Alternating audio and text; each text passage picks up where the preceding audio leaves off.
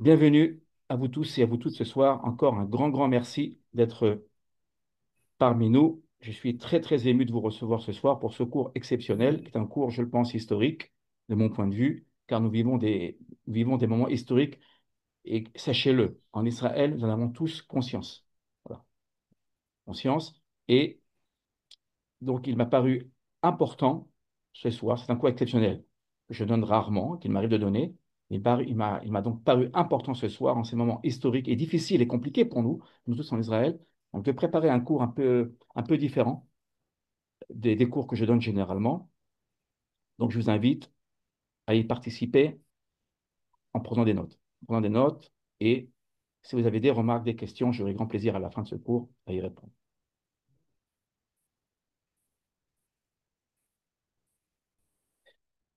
Depuis le 7 octobre 2023, nous avons pour habitude, lors de nos cours, de consacrer tous nos cours à la mémoire de toutes les victimes du 7 octobre. Il faut bien comprendre que ce qui se passe aujourd'hui est là, en fait, la continuité du 7 octobre. Israël n'aurait jamais attaqué, je le pense, l'Iran, en tout cas pas maintenant, en tout cas pas maintenant, si le 7 octobre n'avait pas eu lieu. Voilà. Donc, et nous serons aussi en prière pour tous les blessés et la libération des otages israéliens et étrangers qui sont encore entre les mains du Hamas. N'oublions pas que même si nous menons une guerre intensive contre l'Iran à l'heure actuelle, nous combattons aussi à Gaza. Voilà. Ça, c'était aussi important de le dire aussi également. Le titre de notre cours de ce soir, le titre, Le secret de la victoire d'Israël sur l'Iran. Je vous ferai remarquer que la date, nous sommes le 17 juin 2025 et 22 Sivan 5785. Les dates hébraïques sont très importantes, vous le verrez dans un instant.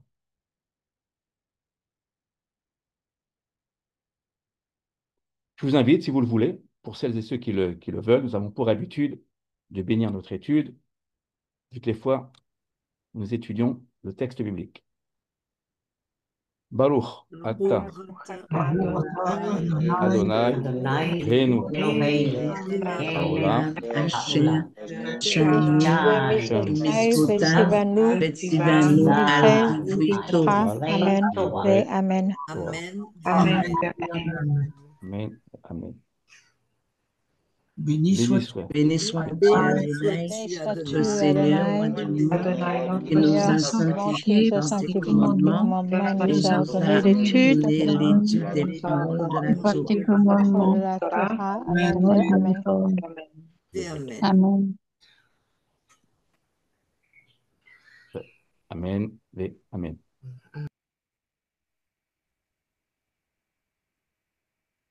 Je vous invite à refermer vos micros si vous le voulez bien. Merci à vous. La question que nous posons ce soir est la suivante. Quel peut être le secret de la victoire d'Israël sur l'Iran? C'est une question difficile, bien évidemment.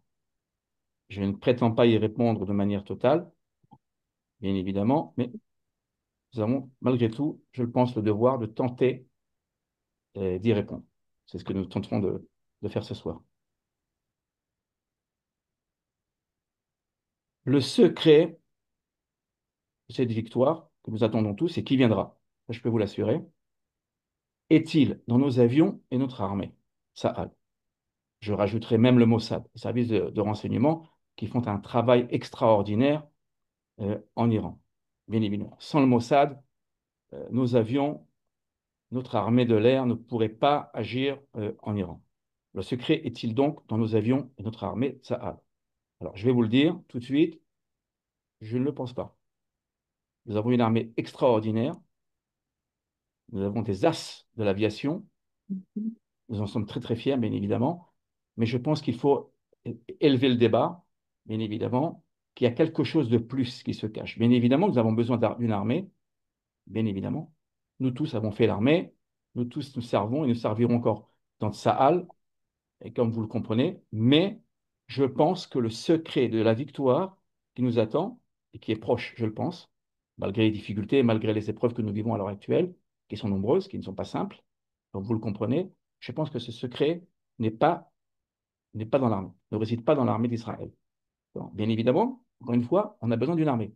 Mais je pense qu'on va devoir ce soir, ce qu'on va faire ce soir, on va dépasser justement toutes les géopolitiques, tous les commentaires que nous écoutons sur les plateaux de télévision, etc., etc. Nous allons essayer à travers le texte biblique, à travers la Torah, de trouver la réponse. Alors, le secret, nous allons le voir ce soir, le secret se trouve dans le temps hébraïque. Le temps hébraïque. Il y a, comme vous le savez, et je reviens un petit peu en arrière, nous avons donc le calendrier grégorien et le calendrier hébraïque.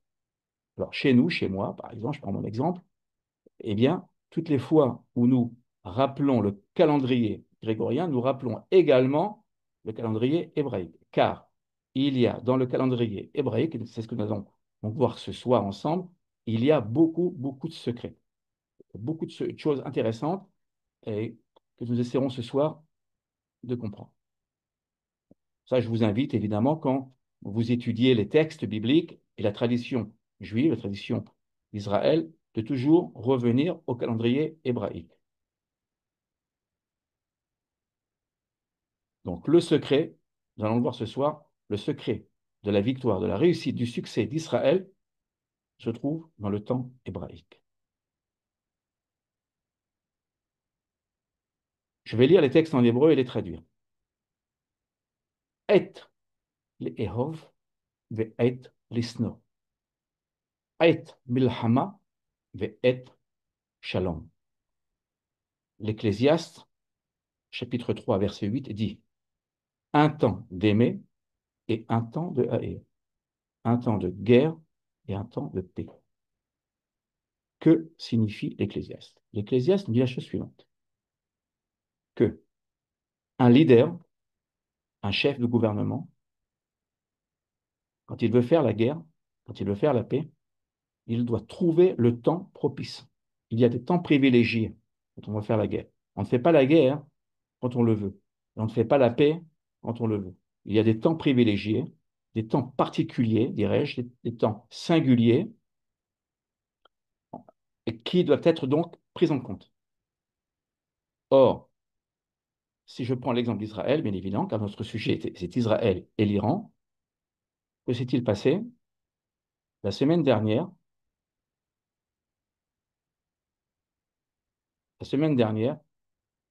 Israël a ouvert la guerre. Il a ouvert la guerre le 17 Sivan, 5785. Comme je viens de vous le dire, les dates sont très, très importantes. Si on veut comprendre toute l'histoire d'Israël, nous devons absolument revenir aux dates hébraïques. Comme vous le savez très bien que dans la Bible, on a beaucoup, beaucoup de dates. Toutes les fêtes sont données en date hébraïque, d'accord? Le calendrier grégorien est venu beaucoup plus tard. Voilà. Alors, lorsqu'on veut comprendre l'histoire d'Israël, on doit forcément et nécessairement se reporter aux dates hébraïques. 17 Sivan 5785. Donc, nous allons voir qu'à travers cette date, qui est une date extrêmement importante, une date historique, à travers cette date, nous allons donc comprendre que la victoire s'y trouve. La victoire se trouve dans cette date. Pas que, mais surtout. Si l'on prend le 17, le nombre 17, il équivaut, en hébreu, il équivaut à Tov. Tov qui veut dire bien. C'est un des premiers mots qui apparaît dans le livre de Béréchit, de la Genèse, en fait. Voilà. C'est le 33e mot. Le mot Tov, dans le livre de Béréchit, c'est le 33e mot. On pourra, si vous le voulez, y revenir à la fin. Très bien. Ça, c'est le premier point. Donc, regardez bien. Donc, tout commence bien, si je puis dire. Notre leader, Benjamin Netanyahou, a décidé, de manière consciente ou inconsciente, je ne sais pas, d'accord, que la guerre devait commencer le 17 Sivan, le 17. Donc déjà tort, ça commence bien. Exactement comme la création du monde. Ensuite, je rajouterai le mois de Sivan. Le mois de Sivan, c'est le 3e mois du calendrier hébraïque. Je vous ai mis l'image ici de Moshe, de Moïse, vous voyez, qui reçoit les 2 tables de l'Alliance le 6 Sivan. Ça veut dire quoi? Ça veut dire que nous sommes dans le mois du don de la Torah. Du don de la Torah, c'est-à-dire un mois particulier, un mois très très fort, un mois où nous sommes au pic de la sainteté. Voilà. Et ce qu'il faut savoir que même si là, on n'est plus le 6 Sivan, le 6 Sivan continue encore à influer, avoir un impact sur le reste du mois de Sivan. Voilà. Alors, très, très important. À propos, ce que j'aimerais vous dire d'ores et déjà, c'est que, je ne sais pas euh, si vous vous en rappelez, et il y a quelques années de cela, c'était en 1981, le premier ministre israélien, Menachem Begin, avait décidé d'attaquer la centrale d'Ozirak, en Irak, construite par la France d'ailleurs. Il avait décidé d'attaquer le 5 Sivan, la veille de Shavuot. Bon, est-ce que c'était conscient ou inconscient? Je n'en sais rien. Mais regardez bien, il y a un parallèle entre les deux offensives. Menachem Begin, le grand Menachem Begin, avait donc décidé, c'était le 7 juin 1981, si je ne me trompe pas, mais qui tombait le 5 Sivan, d'attaquer et donc de faire exploser la centrale nucléaire en Irak. Bien évidemment, toutes les nations occidentales s'y étaient opposées, mais finalement, plus tard, elles viendront remercier Israël. Une victoire totale. C'était une victoire totale. Alors aujourd'hui, nous assistons à une guerre beaucoup plus compliquée, hein, parce que les avions de chasse israéliens et les soldats, nos soldats, notre armée se trouvent en Iran de manière, on peut dire, de manière permanente à l'heure actuelle. Voilà. Mais vous le voyez, le mois de Sivan, il est là, très très important. Et j'irai même beaucoup plus loin. Ce que nous vivons aujourd'hui est historique. Pourquoi est historique? Car de mon point de vue, ça c'est un point de vue personnel, hein, libre à vous de l'adopter ou pas, ce qui se passe aujourd'hui est une réponse à ce qui s'est passé le 7 octobre. Voilà, une réponse. Nous allons voir tout le Proche-Orient, le Moyen-Orient, être bouleversé, totalement. Voilà. Donc, si Sivan, regardez bien, on a donc déjà deux éléments. 17, c'est tov, c'est bon, c'est bien. On part du bon pied. Le mois de Sivan, troisième mois, qui est d'ailleurs le troisième mois, je vous rappelle que 3, c'est aussi le chiffre de la tribu de Lévi. La tribu de Lévi, c'est 3 lettres, Lamed, Vav, Yud. C'est aussi le nom de Moïse, Moshe, 3 lettres. Bon. Euh, Lévi, qui est aussi le troisième fils de Léa. Vous voyez donc un chiffre extrêmement important. Et il nous reste 5785. Vous voyez là, je vous le mets là. Voilà. Donc ça, je le garde pour la suite. On en dira un peu plus. Vous allez voir que toutes les dates ici, on peut les décrypter. C'est assez extraordinaire, je dois vous le dire. Et ce n'est pas du tout évident. D'accord? Le commun des mortels ne voit pas ce que je vous dis. Mais le texte biblique va nous aider à mieux comprendre.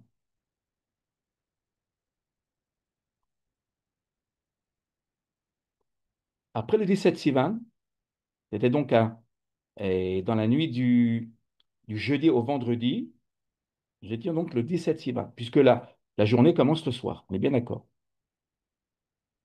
Nous arrivons au Shabbat, après le vendredi, Shabbat qui est donc le 18. 18 en hébreu, c'est Chai. Chai, c'est la vie. Alors, Chet Yud, c'est la vie. Déjà, vous voyez encore, on a encore un élément positif. Alors, ce Shabbat-là, nous allons lire la parashat Be'alotecha. Alors, sur le plan personnel, comme je vous l'ai dit en introduction, j'ai quelque chose de très particulier avec cette paracha, puisque c'est la paracha de ma bar mitzvah. Voilà, si vous le voulez. Et que, en fait, le plus beau cadeau que j'ai pu recevoir pour mon anniversaire, c'est justement l'attaque d'Israël, l'offensive d'Israël sur l'Iran. Voilà. Comme je le dis, j'étais extrêmement heureux de voir que c'était exactement à la date de mon anniversaire. Voilà. Je suis né le 17 Sivan. Voilà, c'est la date. Exactement. Le jour même, à l'heure même de ma naissance, voilà, notre Premier ministre, Benjamin Netanyahou, décide d'attaquer l'Iran. Alors, pour tout vous dire, quand j'ai su cela, j'étais extrêmement, extrêmement heureux, voilà, pour ne rien vous cacher.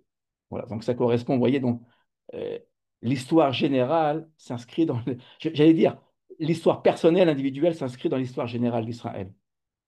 Voilà. Donc, parachat Be'alotecha. Qu'y a-t-il de particulier en cette paracha? Dans cette paracha, il y a deux versets particuliers. uniques en leur genre. Je vais lire, traduire et expliquer. Vayehi bin Soa Aharon Vayomer Moshe Kuma Adonai Veyafutsu Oivecha Veyanusu Misanecha Mipanecha Vnocho Yomar Shuva Adonai Rivevot Alfe Israël.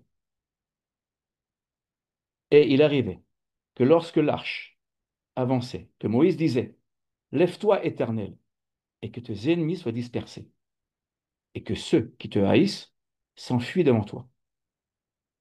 Et quand elle se reposait, c'est-à-dire l'arche, il disait, reviens, Éternel, aux 10 000 milliers d'Israël. Nombre 10, 35, 36. Je vous demande, je vous invite à bien noter ces deux références. Ce texte-là est unique, je le dis bien, unique en son genre. Ce que je vais vous montrer ce soir, vous ne le retrouverez nulle part ailleurs dans tout le Tanakh, dans toute la Bible, dans tout le texte. Qu'a-t-il de particulier, ce texte-là? Il va nous aider à décrypter, d'accord, l'actualité, l'histoire et à répondre à notre question sur le secret de la victoire. Tout d'abord, vous pouvez remarquer qu'il est encadré par deux lettres, deux noun. Ce sont deux noun. Vous les voyez. Un qui se trouve au début du verset 35 et le deuxième qui vient fermer le verset 36. Ce sont deux versets que nous devons forcément et nécessairement prendre comme une entité. On ne peut pas les séparer. Ils sont inséparables, vous le voyez ici. Alors, nous pouvons dire qu'il s'agit de parenthèses. On peut le comprendre, d'accord? Vous voyez ici? De noun renversé, je dis bien renversé. Généralement, le noun, ben, il ne s'écrit pas comme ça, il s'écrit comme ça, le noun. Je vais vous l'écrire. Je sais que pour la plupart d'entre vous, vous le savez. Pour ceux qui ne le savent pas, un noun, je vais vous l'écrire ici. Vous voyez, on l'écrit comme ça, je vous l'écris comme ça. Vous voyez? On l'écrit comme ça. Là, on l'a totalement renversé. Vous voyez ce qu'on a fait? On l'a écrit comme ça. On l'a totalement renversé. Pourquoi? Quel est le sens de cela? D'accord? Voilà. On va donc essayer de comprendre. D'ailleurs, vous remarquerez que au niveau du sens littéral, sans entrer dans les détails du texte, que se passe-t-il lorsque l'arche avance, se met en marche? Que se passe-t-il? Les ennemis d'Israël tombent. D'accord? N'oubliez pas de relier notre étude, hein, ce texte, à ce qui se passe aujourd'hui. Voilà. Et que se passait-il? Donc les ennemis s'enfuyaient. Voilà. Ça, c'est une règle. Nous le verrons avec les Philistins, nous le verrons dans le livre de Samuel, et nous le verrons avec d'autres ennemis d'Israël. Je n'entrerai pas dans le détail ce soir, ce serait trop long, mais toutes les fois où l'arche se mettait en marche, vous savez très bien que dans le désert, pendant 40 ans, les fils d'Israël, les Hébreux, donc, étaient en marche avec le tabernacle, la tente du rendez-vous, et toutes les fois où l'arche était donc portée par les Lévites sur leurs épaules, eh bien, les ennemis, nos ennemis, ne pouvaient pas, comment dire, avoir prise sur nous. Ils ont tenté, parfois nous avons échoué, certes, pour différentes raisons, parce que nous n'avions pas suivi la volonté de l'Éternel, mais en règle générale, l'arche donnait la victoire à Israël. Et lorsque l'arche, en fait, se reposait, s'arrêtait, l'Éternel, la Shrina, la présence divine, en fait, regagnait si je puis dire, le camp totalement, bien qu'elle ne l'ait jamais quitté, bien évidemment, et là, il y avait une forme de repos. Voilà, les fils d'Israël se reposaient avec la présence divine. Ça, c'est le sens littéral du texte. Nous allons essayer d'aller un petit peu plus loin. Nous allons essayer de comprendre quelle est la signification de ces deux noms qui sont renversés. Voilà. C'est ce qu'on appelle parashat Anunim. D'accord? C'est une part. On va essayer d'expliquer. Les sages ont enseigné. Alors, ce texte-là, je ne vous ai pas donné le texte en hébreu. Ceux qui le voudraient, il n'y a pas de problème. Vous m'écrivez et je vous enverrai l'original en hébreu. Ce texte que je vais vous lire est tiré du Talmud de Babylone, traité Shabbat. 196b, 196b, non, il va y avoir une erreur ici, et je vais vous retrouver la référence exacte. 100, 115, 115. 115b, c'est 115b de mémoire. 115b et 116a. Voilà. Très, très bien. Voilà. Voilà. La référence exacte. De mémoire, je m'en rappelle, j'avais fait une erreur, donc je m'en excuse. Donc, 115, 115b et 116a. Que disent les sages? Ils disent, les sages ont enseigné. Vayehi bin Soa à Aaron vayomer Moshe. C'est ce que nous venons de lire en hébreu. C'est-à-dire, il arrivait que lorsque l'arche avançait, comme Moïse disait, cette section, ce passage, c'est donc ces deux versets, le Saint béni soit-il, lui a fait des signes en haut et en bas. C'est ce qu'on vient de voir. Vous le voyez là, en haut et en bas. Donc deux signes pour dire que ce n'est pas sa place. Ces deux versets qui se trouvent donc en nombre 10, 35, 36 ne sont pas à leur place, d'après les sages. Donc ils seraient où? Où seraient donc? Où devrions-nous les placer, ces deux versets? On devrait logiquement les placer ou bien dans le livre des nombres, on reste dans le livre des nombres. Nombre 1, 51, ou nombre 2, 17. Que ce soit avant le verset 51, d'accord, ou après, peu importe, dans le contexte.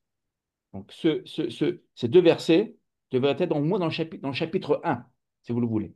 Alors, pourquoi j'ai mis que 51 ici et pourquoi j'ai marqué nombre 2, 17? Parce que si vous regardez les versets, eh bien, vous retrouverez le verbe minsoa, voyager, se déplacer.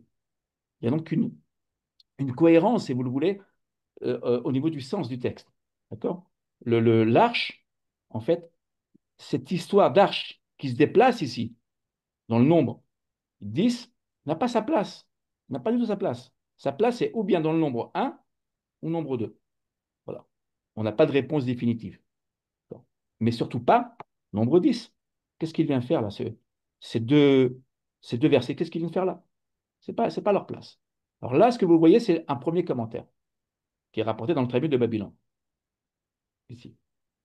Vous voyez ici. Donc voilà la référence exacte, hein. Vous la voyez, la référence, elle est là. Voilà. Ici. Là, ici, j'ai bien corrigé là. Je n'ai pas effacé la vignette dernière, mais là, voici la référence qui est juste. Voilà. Ici. D'accord? 115b, 116a. Bon. Donc encore une fois, je le répète, c'est très important que vous le reteniez. Ce que je vous donne ce soir, ce que je vous dis ce soir, appartient à la plus pure tradition d'Israël. D'accord?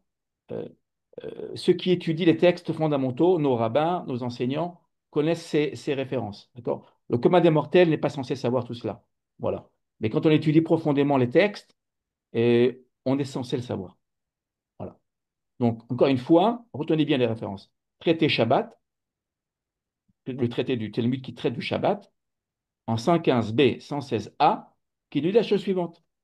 Si on a donc deux nounim, ces deux consonnes, les mêmes consonnes nun et nun, une en haut, un nun en haut et un nun en bas, c'est parce que c'est pour nous dire que finalement, c'est comme si nous avions donc deux parenthèses pour nous dire attention, quand vous voyez ces deux nunim inversés, ça veut dire quoi? Ça veut dire que le texte n'est pas à sa place, que ce texte devrait être logiquement, je le répète, en nombre 1, 51, avant ou après, ou bien en nombre 2, 17, avant ou après, 16 ou 18, peu importe.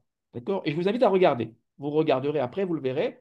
D'accord? Alors, vous voyez, j'ai colorié ici bin Soa, ici en violet. Pourquoi? Parce que si vous regardez dans le nombre 1 et dans le nombre 2, aux références que je vous ai données, vous verrez que nous sommes dans le contexte. Voilà. Mais comme vous le savez, le texte biblique nous réserve des surprises, comme toujours. C'est ce qui rend le texte difficile. Donc, à nous de décrypter. Alors, pourquoi il est difficile le texte? Parce que le texte nous interpelle. Le texte nous dit, attention, vous voyez, il y a quelque chose de particulier, à vous d'aller chercher, d'aller découvrir ce qui s'y trouve. Mhm. Alors, ça, c'est le premier commentaire. Exact. Je vous demanderai de fermer vos micros, merci. Donc, vous le voyez là, évidemment, les Lévis qui portaient donc le Aaron Abrit, l'arche d'alliance, dans le désert, qu'ils portaient sur l'épaule.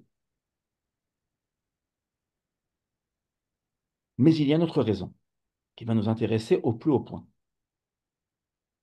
Oui.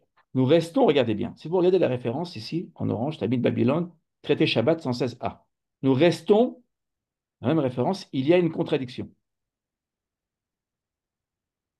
Nous avions une première thèse, comme vous le savez, dans le Talmud, dans la tradition orale, la Torah Shebe Alpé, il y a des commentaires, il y a des contradictions. Il y a des sages qui disent blanc et des sages qui diront noir. C'est la démocratie avant l'heure, si je puis dire. Bon. Shevim Panim la Torah, 70 faces de la Torah. Donc là, les sages, en général, disent, voilà, ces deux versets ne sont pas à leur place. Mais que se passe-t-il? Rabbi, il y a le grand sage, Rabbi, qui dit, ce n'est pas pour cette raison. Vous savez quoi? Je vais vous lire le texte en hébreu. Bon, là, on va le lire. C'est important, c'est très, très important. Rabbi Omer, Lo min Hashem hu, ze, ela mipene, she sefer hashuv, hu, bifne atzmo, keman azla ha, de amar Rabbi, Shmuel bar Nachman, amar Rabbi Yonatan, chatzeva, amudeha, shiv'a. Elu, shiv'a, sifre Torah. Je traduis. Rabbi dit, ce n'est pas pour cette raison. C'est-à-dire, quelle raison? Quelle est la raison? Ce n'est pas. Quelle est la raison que nous avions amenée au départ? Que ces deux versets n'étaient pas à leur place. Rabbi dit non, ce n'est pas la raison. Quelle est la raison? Mais parce qu'elle est un livre important en soi. Selon qui va cette opinion? Selon qui va ce que Rabbi Shmuel bar Nachman a dit au nom de Rabbi Yonatan. Et je vous demande de bien faire attention à ce que je vais dire. Elle a taillé ses piliers au nombre de 7. Elle a taillé, vous voyez en bleu, il faut se rapporter à Proverbe 9.1. Elle, c'est la Chokhmah, la sagesse, c'est-à-dire la Torah. Ce sont les 7 livres de la Torah. Alors moi, quand je lis ce passage du Talmud de Babylone, traité Shabbat 116a, je me pose des questions. Pourquoi je me pose des questions? Il y a une grande, grande question. Moi, j'ai toujours appris que la Torah, c'était 5 livres. Oui, 5 livres. Quels sont ces 5 livres que nous connaissons tous et toutes? Bah, Genèse, premier livre. Exode, donc Bereshit, premier livre. Genèse. Deuxième livre, Exode. Shemot. Troisième livre, Vaïkra, Lévitique. Quatrième livre, Bemidbar, Nombre. Et cinquième livre, bien évidemment, Deutéronome. Ça, nous le connaissons tous. Or, regardez bien, le grand chidouche, la grande nouveauté de Rabbi, qu'est-ce qu'il nous dit, Rabbi? Il dit, attention, non, non, le texte est à sa place. Il s'oppose à l'ensemble, tenez-vous bien, il s'oppose à l'ensemble de tous les sages. Il ne va pas dans le sens du consensus. Que dit-il? Il dit, non, non, il dit, le texte est à sa place. Ces deux versets sont à leur place. Alors pourquoi avoir deux nounim? Pourquoi avoir deux consonnes? Ces deux consonnes renversées? Pourquoi? Bon. Pour nous dire, attention, il y a quelque chose qui s'y cache. Il nous dit en fait qu'il n'y a pas, non pas 5 livres de la Torah, mais 7 livres de la Torah. 7. Quels sont ces livres? On va reprendre. Genèse, c'est le premier. Bereshit. Deuxième, Exode, Shemot. Troisième, Lévitique. Et puis là, regardez ce qui se passe. On va s'arrêter à Nombre. Alors, bien évidemment, je vous ai fait un résumé hein, de cette réflexion, méditation du Talmud. On arrive au livre des Nombres. Et que se passe-t-il? Le livre des Nombres, on va le diviser en 3 parties. C'est-à-dire, de Nombre 1, chapitre 1, verset 1, jusqu'au chapitre 10, verset 34. Et puis là, regardez ce qui se passe. Tout d'un coup, nous retrouvons nos deux versets, en fait, à savoir Nombre 10, 35 et 36, qu'on appelle la parachète anonyme. Nounoun, vous les voyez, vous les reconnaissez ici. Ce serait donc le cinquième livre. Après quoi, bien évidemment, nous continuons. Nombre 11, 1 jusqu'à 33, 56. Et nous finissons le livre des nombres. Ce serait donc la sixième partie. Et nous finissons bien évidemment par Deutéronome, qui est donc la septième partie. Je ne sais pas si vous vous rendez compte, mais en fait, il y a un chidouche et une nouveauté totale, extrêmement, je dirais, extraordinaire, qui nous dit, attention, le texte n'est pas composé de 5 livres, comme on en a l'habitude, comme généralement on nous a tous éduqués, nous sommes enfants, mais 7, mais 7 livres. Voilà. Pourquoi? Parce que justement, c'est cette parachute anonyme, regardez bien, ces deux versets sont, regardez bien, un livre en soi. Je ne sais pas si vous vous rendez compte.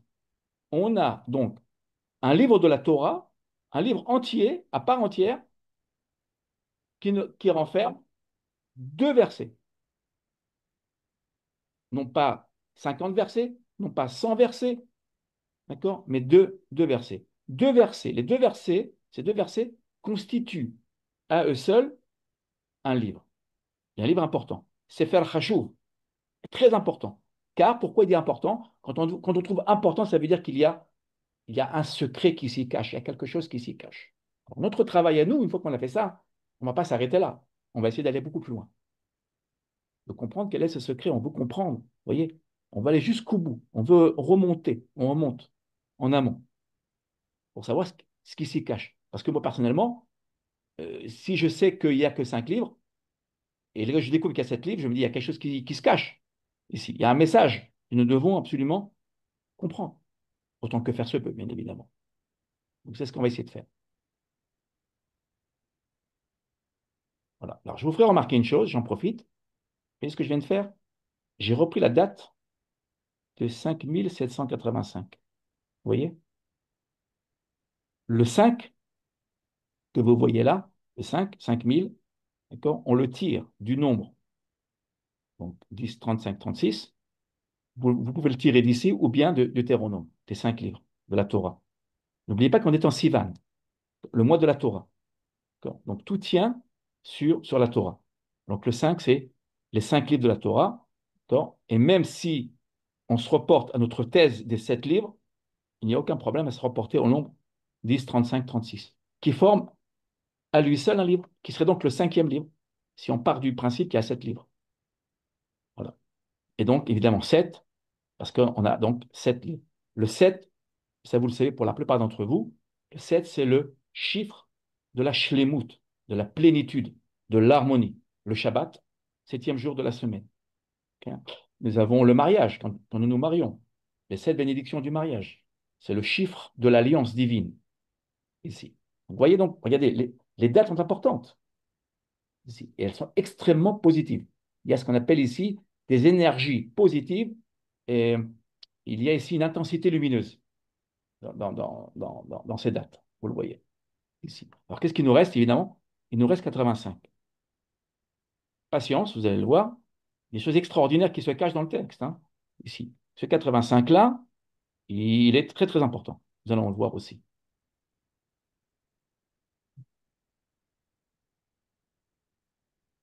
Et bien les 85, et voilà, les 85, ce sont les 85 consonnes qui composent ces deux versets. Si vous comptez, et ça vous le ferez après le cours, voilà, à moins que vous comptiez très rapidement, vous verrez que ce, ce passage, donc ce livre à part entière, composé uniquement de deux versets, contient 85 consonnes. Non pas 84, et non pas 86. Ah, donc, je dis bien 85. 85 en hébreu, c'est si on fait la gematria, donc si on se reporte, si on transforme les chiffres en lettres, ça donnera le mot P. P. P, c'est la bouche. P, c'est la bouche, je vous l'écris en bas de l'écran. Voilà, P, c'est la bouche. La bouche de l'Éternel. Voilà.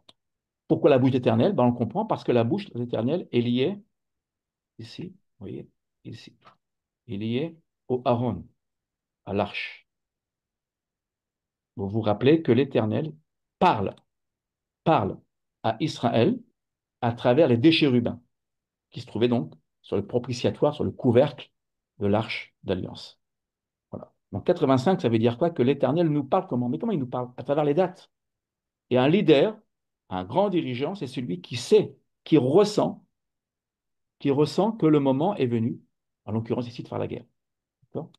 Alors ça peut être valable pour d'autres domaines, bien évidemment, mais le leader, et en l'occurrence notre Premier ministre, a compris que c'était le moment. Vous voyez ici.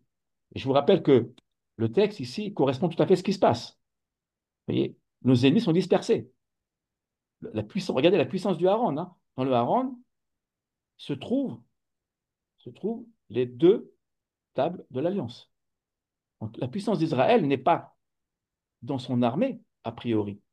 Regardez le texte ici. Il n'est pas dit que nous dispersions nos ennemis par notre armée et par nos soldats ou par nos flèches. D'accord? Non. Nous dispersons nos ennemis, pardon, nous dispersons nos ennemis par, par la connaissance de la parole divine, ici, et par sa présence. Ici. Toute la puissance ici est ici, dans le Aaron, Aaron Abrit, dans l'Alliance, voilà, dans l'Arche d'Alliance, ici. C'est le secret d'Israël. Et vous voyez que les dates correspondent ici, mais de manière parfaite. Mais ce n'est pas fini. C'est pas fini. Vous allez le voir.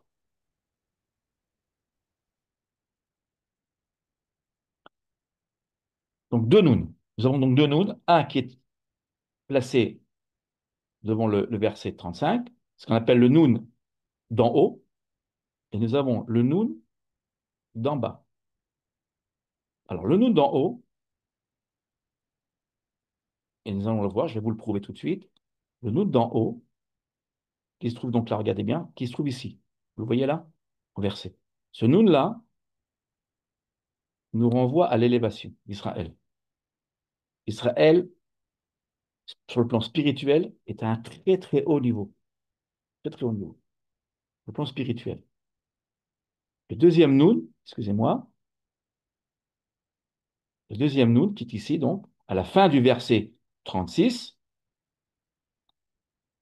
reflète la chute d'Israël. Je vous ai donné les références. Alors, pour vous aider dans votre étude, lorsque vous reprendrez cette étude, je vous ai préparé ceci. Alors, on va pas tout lire, bien évidemment.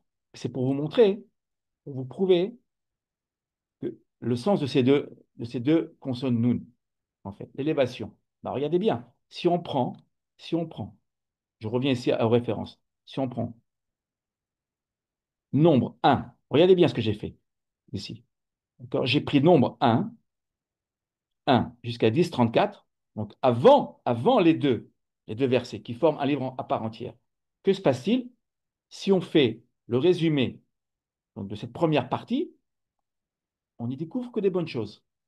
Et le recensement du peuple, l'organisation du campement, les rôles, le rôle des Lévites, même les rôles, parce qu'ils ont beaucoup de rôles. Il y avait trois familles de Lévites, comme vous le savez, les prescriptions de pureté et de culte et la guidance divine. Tout est bon. On est ici sur un pic de Kedusha, de sainteté. Tout se passe très, très, très bien. On avance, on est unis autour de l'arche. Mhm. L'arche est au centre. Donc, on avance avec l'arche et autour, il y avait donc le campement et les différentes tribus. Voilà, en fait. Donc, tout est bon. Par contre, regardez ce qui va se passer. Quand on parle de chute, dès lors que, regardez bien, ce que je vais faire, si on part, regardez bien, de 11.1 jusqu'à 33.56, ça confirme, on ferme le livre. Et non. Que se passe-t-il? Regardez. Ben, on est dans la chute. Immédiatement, voilà, on va le voir ici, voilà. Immédiatement, on assiste à quoi?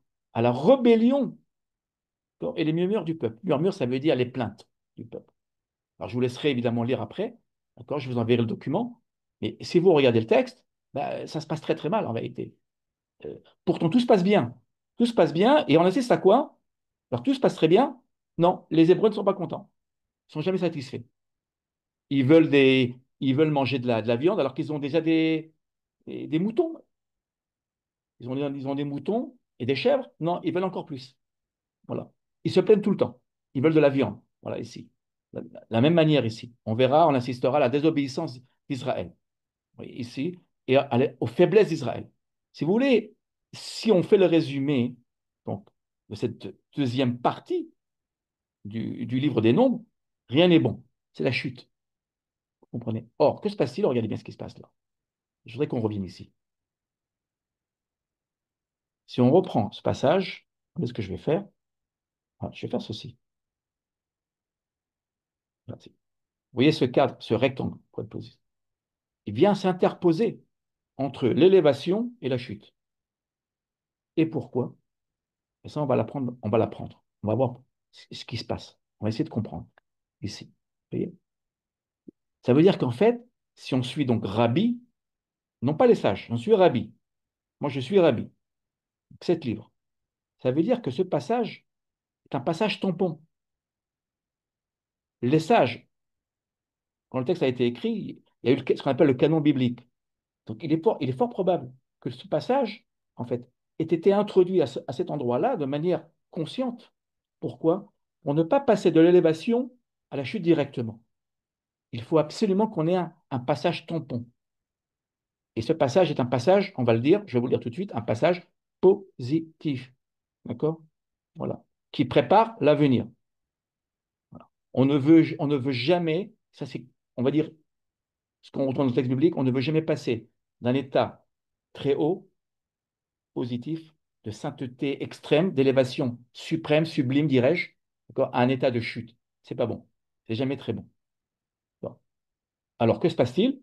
Eh bien, on trouve ici un passage qui paraît, je dirais presque anodin. Quand on lit à la synagogue le texte, ça passe très vite, hein. C'est quelques secondes. Lire deux versets, ça va très très vite. D'accord? Mais ces 2 versets sont fondamentaux parce qu'ils viennent faire tampon pour justement, pour distinguer, pour que nous puissions distinguer donc, l'état d'élévation de l'état de chute. Voilà. Ça, c'est très important, vous allez le voir pourquoi.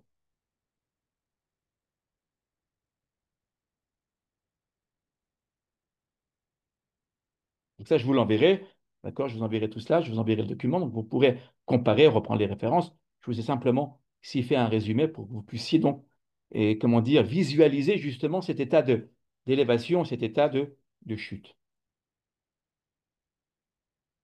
Ici. Alors, comment savons-nous que ce noun de chute, on va commencer par la chute, d'accord? Moi, j'ai pour habitude de commencer par ce qui n'est pas très bon pour finir par ce qui est très très bon. Parce que ce soir, c'est aussi un cours positif. Je veux que nous parlions que nous parlions de je veux que nous parlions de victoire et de succès. Voilà, donc on va parler de chute, tout d'abord. D'où apprenons-nous que la lettre Nun renversée, la dernière, d'accord, la dernière lettre Nun du verset 36, en fait, nous renvoie à l'idée de chute. Nous le savons par ce verset, le verset de Amos, Amos 5,2. Ce que je vous dis n'est pas de moi. D'accord? Ce que je vous dis, épuisé aux sources de nos sages, les plus profondes, dirais-je. Et donc, je vous rapporte toutes ces sources. Regardez bien. Alors, je vais lire le verset et vous l'expliquer. Et attention à ce que vous allez voir. Nafella, lotosifkum, betulat Israël, nitesha al admatah en mekimah. Elle est tombée. Elle ne se relèvera pas, la Vierge d'Israël. Elle est étendue sur sa terre. Il n'y a personne qui la relève. Amos 5,2. Ce texte-là est un texte très, très négatif. Alors, je ne vais pas résumer tout Amos, d'accord? Amos, c'est le prophète de la justice par excellence qui s'élève contre l'injustice des grands, mais pas seulement des grands. Il viendra aussi, il viendra pour attaquer aussi le peuple. Lorsque le peuple n'ira pas sur la voie de l'Éternel, le prophète Amos viendra les réprimander. D'accord? Amos, comme tous les prophètes, n'a de compte à rendre à personne, ni au roi, ni aux juges, ni aux Kohanim, ni au peuple.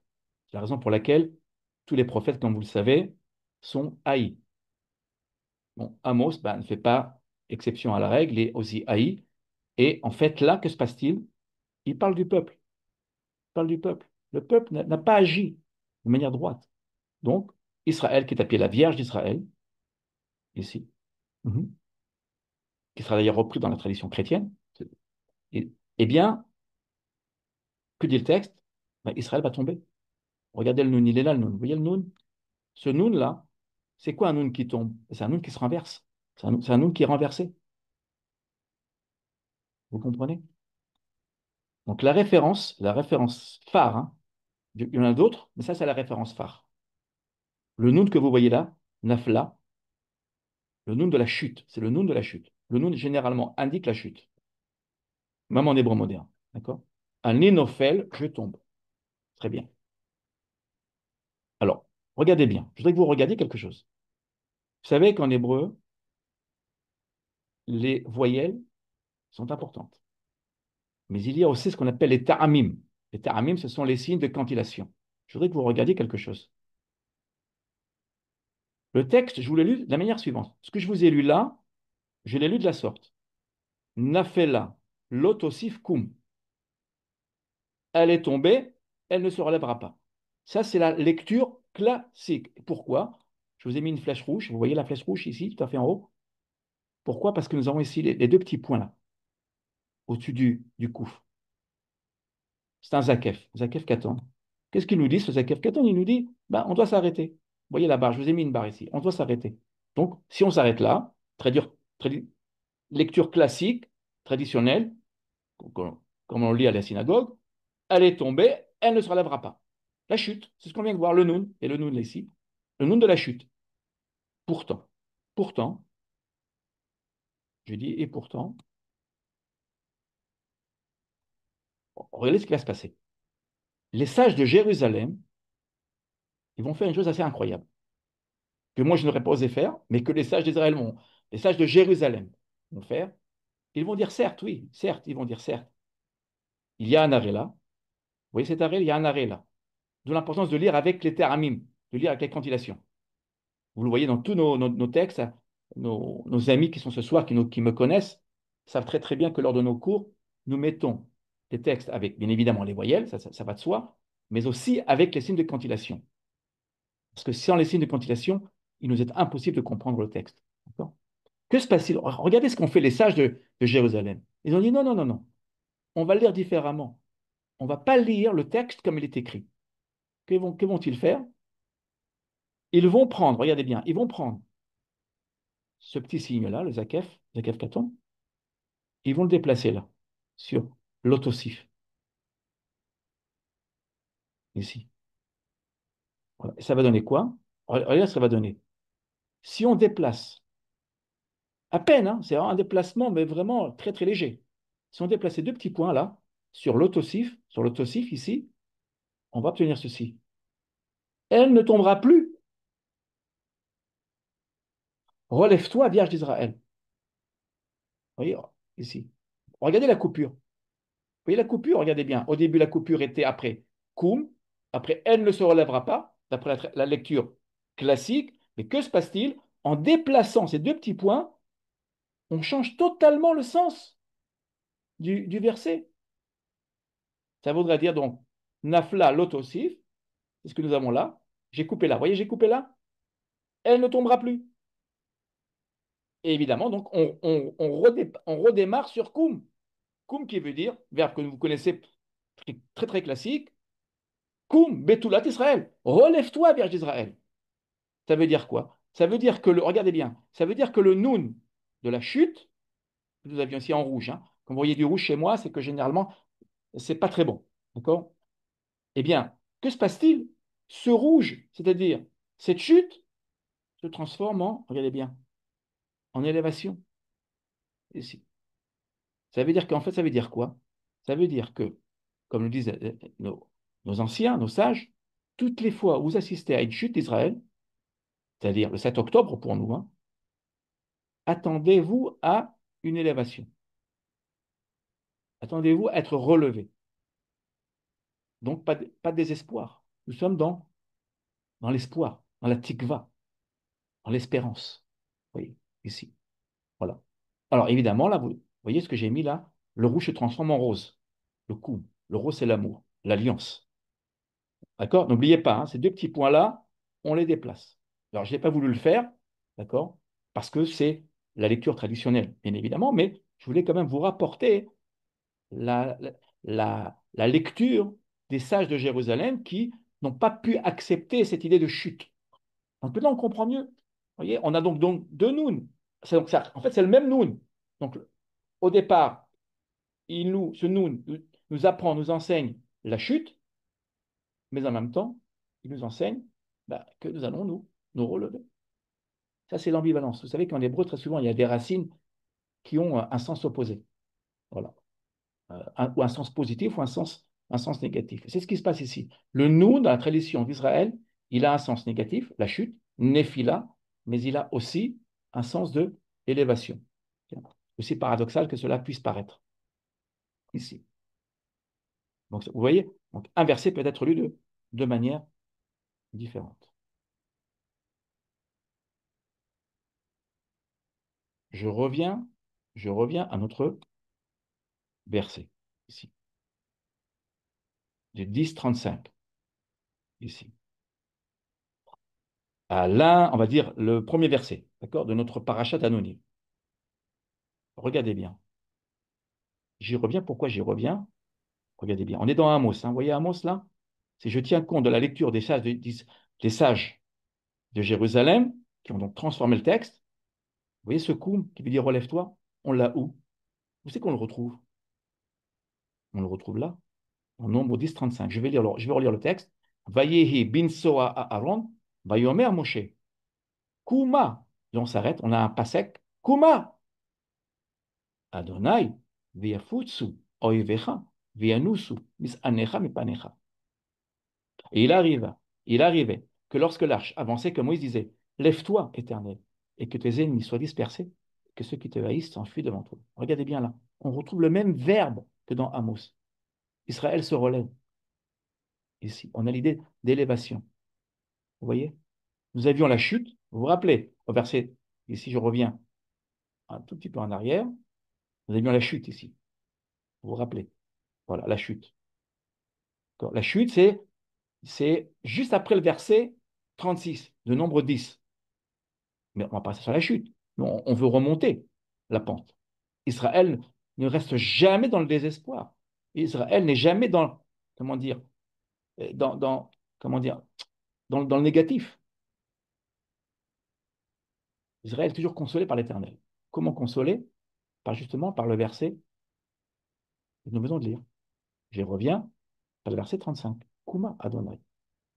Ça veut dire quoi? Que lorsque l'arche se met à se déplacer, qui c'est qui se déplace en fait? C'est l'Éternel. Le Aaron et Kuma, c'est la même chose. C'est-à-dire l'arche d'alliance et l'Éternel, j'aurais même pu colorier ici l'Éternel si vous voulez, ici, c'est la même chose. Quand l'arche se déplace, pourquoi il se déplace? Pour sauver Israël d'une destruction totale, comme nous le voyons à l'heure actuelle. C'est-à-dire qu'en fait, que l'intuition qui a été donnée à notre leader, même à nos leaders, on peut le dire, elle vient d'où? Elle vient de l'Éternel, ici. D'accord? Voilà. Alors, bien évidemment, Moshe, qu'est-ce qu'il dit Moshe? Qu'est-ce qu'il dit Moshe? Il a besoin de l'aide de l'Éternel. Il dit Kouma. C'est-à-dire que quand on va à la guerre, on ne va pas à la guerre qu'avec des avions et des tanks et le Mossad. On y va avec l'arche. On y va avec la Torah. C'est elle qui va nous aider. Mais attention, il faut y aller au bon moment. Vous vous rappelez ce qu'a dit l'Ecclésiaste. D'accord? Un temps pour la guerre et un temps pour la paix. Si on se trompe de timing, je puis dire, on risque de faire fausse route. Donc, toute l'intelligence du leader, c'est d'être attaché à la Torah, car la Torah va lui donner cette inspiration. Alors ça, j'y crois très très fortement. D'accord? Ça, j'y crois très très fortement, et je vous le montrerai après, tout à l'heure. Voilà. Voilà. Donc, vous voyez, regardez bien. On passe de Amos, ici, 5.2, coup, après la lecture positive du verset, à la lecture, je dirais, classique, traditionnelle, du verset 35, du nombre 10, Kuma. Mais ce n'est pas fini. Alors, je voudrais que vous reteniez les couleurs aussi. Vous voyez le Aaron ici, l'arche. Vous savez, comme ceux qui me connaissent savent très bien que j'aime beaucoup travailler avec les couleurs. Ça nous aide beaucoup à retenir et à apprendre à retenir. Alors, retenez bien les couleurs là. Vous voyez la couleur vert, bleu et jaune du Aaron. On va y revenir dans un instant. On va y revenir dans un instant. Je voudrais que vous regardiez. Vous voyez le mot Kuma? Le mot Kuma qui est ici. Hein? Kuma. Lève-toi. Alors évidemment, c'est Kuma. D'accord. Et quand on s'adresse à l'Éternel, on ne dit pas Koum. On dit Kuma. C'est-à-dire, s'il te plaît. C'est une forme de prière. Puisses-tu, toi, l'Éternel, te lever. C'est une forme poétique qu'on emploie lorsqu'on écrit des poèmes ou lorsque que nous rencontrerons particulièrement dans les psaumes, par exemple. D'accord. Ce texte-là est écrit comme un psaume. Hein. Ces deux versets, je dirais, quand je les lis, moi, j'ai l'impression de lire deux versets de psaume. Donc, Kuma. Alors, regardez ce qu'on va faire. On prend le mot Kuma. Lève-toi. Ici. On va le colorier. Je l'ai colorié. Vous voyez colorier là? Ici. Or, que se passe-t-il? Si je prends le même mot, Kuma, il se trouve que ce mot, si j'en fais l'anagramme, j'obtiens le mot mikvé. Le mot mikvé qui veut dire espérance. Il a deux sens, le mot mikvé. Il vient de la racine kouf, vav, yud, qui veut dire espérer. Vous connaissez tous et toutes l'hymne national d'Israël, la Hatikva, l'espérance, la Hatikva. Donc, cette racine a deux sens. Elle a le sens de agglomération des eaux, la source vivante, l'éternel.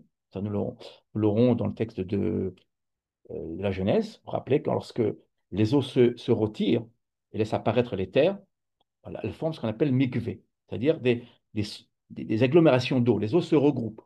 Mais il y a un autre sens. Le même mot, il a un autre sens qui veut dire espérance. Je vais donc lire ce verset de Jérémie 14:8. Mikvé Israël, Moshiro be'et Sarah. Lama tihiye keger ba'aretz uch oreach nata lalun. Espérance d'Israël, son sauveur, son sauveur au temps de l'adversité. Pourquoi seras-tu un étranger au pays comme un voyageur qui s'y dirige pour passer la nuit? Alors, ce qui nous intéresse, nous, c'est le début du verset. Espérance d'Israël, son sauveur au temps de l'adversité. Regardez bien là, ici. Espérance d'Israël, c'est l'Éternel. C'est l'un des noms de l'Éternel. Je vous rappelle, regardez bien, on va revenir ici. On revient à notre texte. Kuma, vous voyez Kuma? C'est l'équivalent de Mikvé. Son inverse, les lettres, c'est Mikvé. Espérance. Et Adonai, ben, il a un autre nom dans la Bible. Chez Jérémie, il a un autre nom. Il s'appelle Mikvé Israël. L'espérance d'Israël. Certains diront la source d'eau vivante d'Israël, si vous le voulez. D'accord? Moi, je préfère plutôt l'espérance. Voilà, l'espérance d'Israël. Sans l'Éternel, on ne va nulle part. Et certainement pas à la guerre. Bon, voilà. Toutes les guerres dans la Bible sont toutes des guerres, je dirais, saintes. D'accord? Parce que s'attaquer à Israël, c'est s'attaquer à l'Éternel. La guerre, vous savez, la guerre de l'Iran contre Israël, ce n'est pas une guerre territoriale. C'est une guerre de civilisation. C'est une guerre biblique. Et ça, je pense qu'aujourd'hui, en Israël, tout le monde tout le monde le reconnaît. Vous savez qu'aujourd'hui, en Israël, tout le monde est uni. Hein. Tous les partis politiques, tout Israël, tout le monde est, est réuni, est uni. Il y a une cohésion sociale extrêmement forte parce que tout le monde a pris conscience du danger de l'Iran. Il y a un danger existentiel. Vraiment. Donc l'Éternel est ici. Regardez bien, il est notre sauveur en temps de l'adversité. Ici.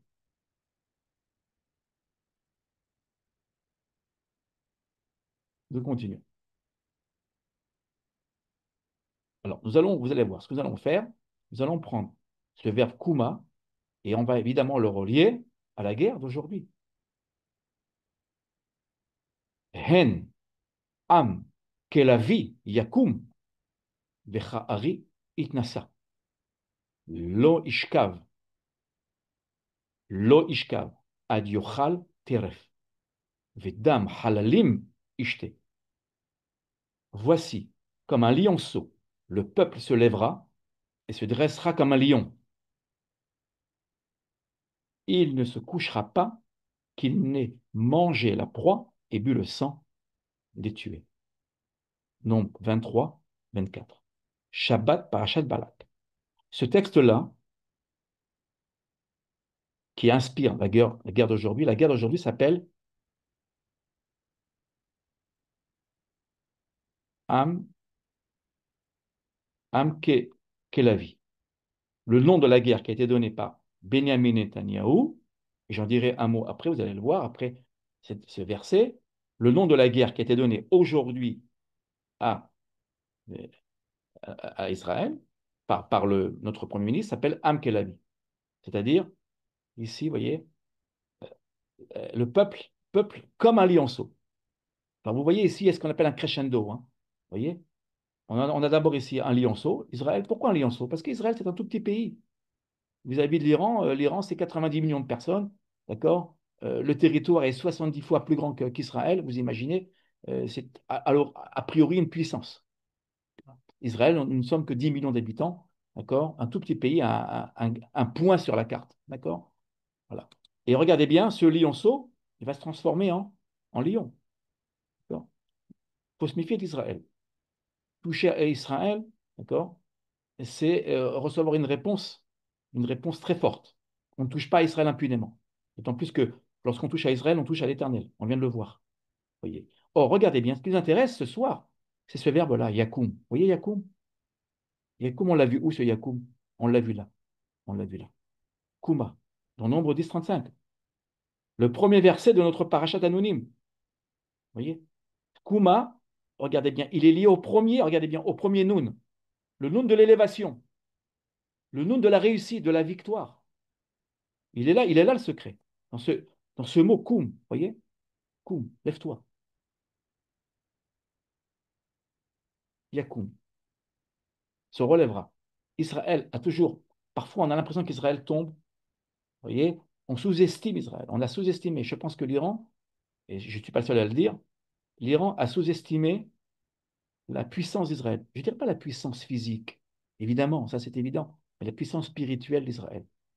Alors, regardez bien. Alors, je vous ai dit que le leader, un leader en Israël, selon moi, et ça c'est tiré de mon enseignement et de ce que j'ai appris, se doit toujours d'être attaché à la Torah. Sinon, le leader, ben, ce sera un leader comme tous les autres. Voilà. D'accord. Alors, à propos, retenez bien les couleurs. Là. Vous voyez les couleurs que vous voyez là? Ici, le He et le Nun. Retenez-les bien. On va y revenir dans un instant aussi. Alors, avant de passer à la suite, regardez bien ce qui se passe. Si vous comptez le nombre de consonnes de ce verset, le nombre de consonnes, on en a 50. D'accord?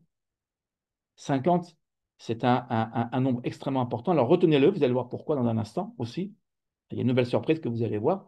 Vous savez, les versets ne sont pas comment dire, choisis au hasard. Ici, 50. Là, nous avions 85. Là, on a 50. 50 qui nous rappelle et Shavuot. Shavuot, la fête des semaines. 49 jours. On compte 49 jours, la période de l'Homère, et 49 plus 1, c'est-à-dire le 50e jour, le don de la Torah. Regardez bien, on tombe justement là dans le mois du don de la Torah. Hein. On est encore dans le, dans le, dans le mois du don de la Torah. Et ici. Donc, voilà. Et bien évidemment, Shabbat Parashat Balak. Pourquoi je vous dis ça? Parashat Balak, c'est la paracha que nous lirons dans 3 4 semaines. Donc nous espérons l'avoir emporté avant, bien avant. D'accord? Je n'étais pas prophète, je ne suis que fils de prophète, voilà, comme on dit chez nous. Et donc, on est en avance sur la paracha. Vous l'avez vu, on est parti de la paracha de Be'alotecha, et on avance tout doucement vers la paracha de Balak. Voilà. Donc ce verset a été choisi par Benjamin Netanyahou, bon, dans la guerre qui nous oppose à l'Iran. Voilà. Alors, je viens de vous dire que le leader en Israël, un leader doit forcément se rattacher à la Torah. Or, il se trouve qu'un jour avant le 17 Sivan, notre Premier ministre, Benjamin Netanyahou, qui recevait le président d'Argentine, se trouvait au Kotel, au mur, comme on dit, au mur occidental, au mur d'élémentation, comme vous le voudrez. Et regardez ce qu'il a mis. Regardez ce qu'il a mis dans les recoins, les interstices du Kotel des pierres. Am kelavi yakum vecha'ari itnasa. Je trouve ça très fort. C'est-à-dire que il avait déjà préparé donc, le combat, Mais regardez bien, il est venu prier. Il est venu prier au kotel. Il a même mis son talit, sa kippa, bien évidemment. Et il a, et là, il a signé, regardez bien, vous voyez. Il a mis la date. Regardez la date ici. Ici. C'est un jour avant. Tetzaïn, il a mis un jour avant. Vous voyez. Donc avant le 17, ici. Ici, donc le 16. On est bien le 16.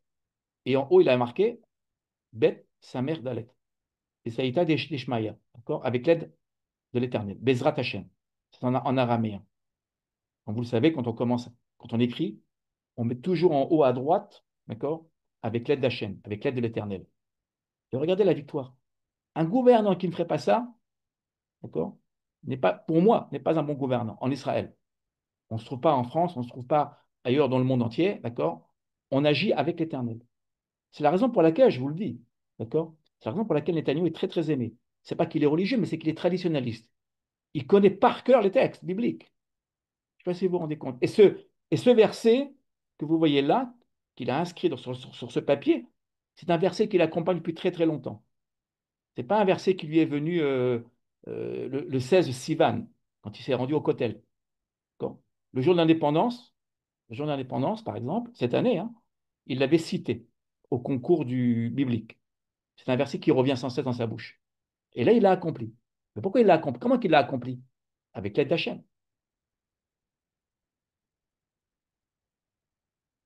Nous arrivons à la fin, presque à la fin de notre étude.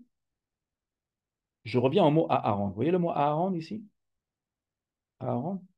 Regardez bien. Aaron. Nous l'avions là. Voilà un instant.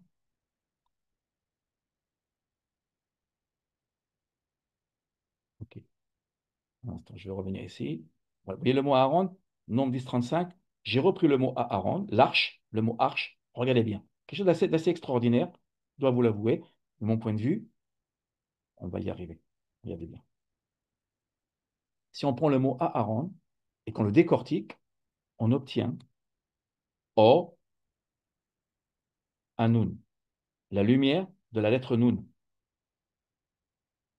qui équivaut à 50. Nous le savons maintenant.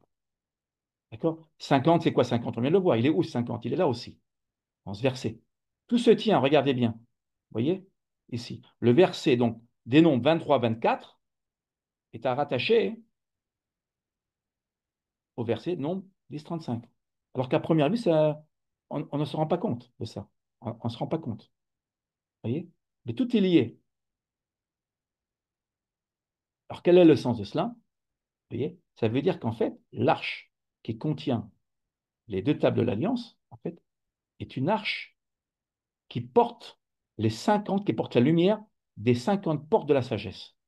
Celui qui atteint cette porte, qui est généralement atteinte à Shavuot, Shavuot c'est 50, est invincible. Invincible. On l'a très bien vu. Rappelez-vous les Philistins, parce que les Philistins se sont emparés de l'Arche d'Alliance, à Eben Haézer, vous vous rappelez? Eh bien, ils l'ont emporté jusqu'à Ashdod, pas très loin d'Ashkelon d'ailleurs. Et que s'est-il passé? Ben, ils ont vu que leur dieu Dagon, le dieu de euh, leur idole qui était liée à l'agriculture, en fait, ben, il perdait sa tête, ses mains. Ils se sont rendus compte que ils devaient rendre finalement l'arche. Ils l'ont rendu finalement, ils l'ont rendu à Israël. D'accord? Pourquoi? Parce que cette lumière-là, elle appartient à Israël. Et Israël va transmettre cette lumière aux nations. La guerre que nous menons aujourd'hui est une guerre biblique, est une guerre existentielle, mais elle est biblique. Elle n'est pas simplement, c'est pas seulement une guerre qui nous concerne, c'est une guerre qui concerne l'humanité entière, le monde libre, en fait. Voilà. Nous défendons le monde libre. Il y en a qui le comprennent, il y en a qui ne le comprennent pas. En tout cas, l'histoire retiendra cela. Regardez bien. Le mot Aaron, c'est or. Vous voyez? Aro, si on inverse les lettres, on a or. Le he qui ici, ça veut ha. Et nun, c'est la lumière de la lettre nun. Alors, regardez bien ce qu'on va faire. Je vais vous montrer quelque chose. Ça, c'est moi qui l'ai découvert, je vous l'avoue. Ça, je ne l'ai pas vu dans le dernier texte. Vous voyez le ha et le nun ici? Ha, nun. Le nun, la lettre nun. Nous l'avons où? Nous l'avons ici. J'étais assez heureux de le découvrir, je dois vous le dire. En méditant, hein, en scrutant les textes, vraiment, on l'a ici, regardez bien. On l'a ici. Nombre 23, 24. C'est extraordinaire. Hen. Vous voyez hen? Si j'enlève les voyelles, ça fera la lettre nun, qui veut dire voici, Mais attention, c'est beaucoup plus que voici. Ça veut dire que ce qui est inscrit dans le texte, c'est ce qui se réalisera. Donc, on atteint donc au secret de l'État d'Israël. Ce qui a été dit va forcément se réaliser. Hen. Quand on a hen, une phrase, un verset qui commence par hen, alors en français, on va traduire voici, très bien, bon. Mais la traduction est beaucoup plus, comment dire, l'esprit du mot est beaucoup plus fort. Ça veut dire la lettre Nun, ici. Nous atteignons la lumière de la lettre Nun, les 50 portes de la sagesse. Voilà. Donc, comme Israël s'est relevé, il s'est relevé en atteignant les 50 portes de la sagesse. Et à ce moment-là, nous serons capables, comme un lionceau, de grandir, de devenir un lion et d'abattre notre ennemi et nos ennemis. Vous savez, Israël sans la Torah, il est comme tous les peuples, même moins que les autres. C'est ce que dira Amos. Amos le dira. Amos est l'un des premiers prophètes à dire, si vous n'avez pas la Torah avec vous, vous n'êtes même pas, vous ne ressemblez même pas aux Philistins. Même pas. Vous êtes même moins qu'eux. D'accord? Isaïe dira la même chose. Il dira, vous ressemblez à Sodome et Gomorrhe. La différence d'Israël, ce qui fait notre différence des nations, c'est ce Nun. C'est cette lettre Nun, ici. Vous voyez? C'est-à-dire que notre objectif, c'est d'atteindre 50 portes. Comment? En étudiant comme nous le faisons ce soir, en étudiant la Torah. Lorsqu'on étudie la Torah, on touche à cette lumière. Alors, pas totalement, bien évidemment, d'accord? Il n'y a qu'une élite qui arrive à arriver très très haut, mais on est, on est dans cette lumière, malgré tout. On y arrive, vous voyez, ici. Donc, maintenant, on comprend mieux. Je vais revenir un tout petit peu. Voilà. Ouais, et nous finirons notre étude. Nous arrivons à la fin. Ça veut dire quoi? Ça veut dire que, en fait, entre ces deux nous, on a quoi? On a donc une consolation entre l'élévation et la chute. C'est pour ça que le texte est à sa place. Moi, je prends la part, si vous me permettez, je prends parti, vous le savez. J'ose prendre parti. Je prends la part de Rabbi qui dit que le texte est à sa place, en fait. Il fait tampon pour nous dire, regardez bien, pas d'inquiétude. La consolation de la victoire sur l'ennemi apparaît déjà dans le texte avant même que nous tombions. Voilà. Et ça, c'est la grandeur du texte biblique, selon moi. Voilà. Nous arrivons à la fin. Bien évidemment. Donc, Am Kelavi. Alors, ce que vous voyez à droite, c'est l'image qui a été choisie par l'armée d'Israël pour symboliser la guerre qui est la nôtre. Am Kelavi. Un peuple comme un lionceau. Certains traduisent par un lion. En fait, la vie, c'est pas un lion, c'est un lionceau. C'est d'ailleurs le prénom de notre premier petit-fils, la vie. Ici. Et à gauche, regardez bien à gauche, vous avez le drapeau de l'Iran avant la chute du Shah d'Iran. Troublant, nous avons aussi un lion. Nous espérons tous en Israël que le lion d'Israël, de Juda, de David, du Messie, hein, c'est pas pour rien qu'on a pris le lion aussi, c'est la royauté. Le lion symbolise la royauté d'Israël, la puissance spirituelle et politique d'Israël, que nous retrouvons, pour nous en tout cas, lors de l'avenue du Messie, que nous retrouvons, ce symbole, nous le retrouvons ici sur l'ancien drapeau iranien. Donc, nous espérons, nous le pensons tous, faire tomber, faire chuter la puissance iranienne et retrouver évidemment donc, le drapeau qui était donc au temps du Shah d'Iran. Comment? Je ne sais pas. On ne sait pas ce qui se passera, bien évidemment, pour la chute. Je ne peux pas savoir. Mais les deux lions pourront un jour se rencontrer, pourquoi pas, ça nous l'espérons. Voilà. Et pour finir, bien évidemment, Am Israël Chai. Le peuple d'Israël vit et est pérenne. Nous vaincrons nos ennemis. Je vous invite, si vous le voulez, à ouvrir vos micros. Nous allons finir par bénir notre étude, si vous le voulez bien. Baruch. Baruch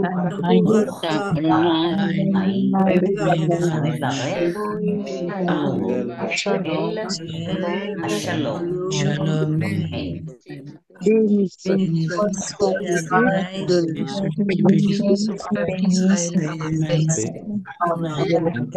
Amen. Amen. Merci vraiment infiniment à vous tous. Vraiment, je tenais à vous remercier vraiment de tout cœur d'avoir participé à notre étude. À bientôt. Merci infiniment. Portez-vous bien. Prenez soin de vous et que la lumière soit sur vous tous. Voilà. Mais vous aussi, Amen. prenez bien soin de vous, hein. Merci. Shalom. Merci. Amen. Amen. Amen. Ah, Am Israël merci. Chai. Am Ouais, Israël Chai. Israël. Besorot Tovot. Besorot Amen. Tovot. Amen. Bonne nouvelle. Paix Besorot sur Tovot. vous. Toda Rabba. Merci. Tודה. Soyez abondamment bénis. Shalom, Toda Rabba. Christian. Ah, Vous aussi, D'accord, vous Haïm. aussi. Un Merci. plaisir, Aïda. au revoir. Jonathan. Shalom, Christian. Alors, Plaisir. allez, à Les bientôt. deux Je pasteurs. À tâcherai bientôt. À bientôt. le dernier train, je ne vais pas le louper. J'arrive. Ok. Allez, bye. Bye.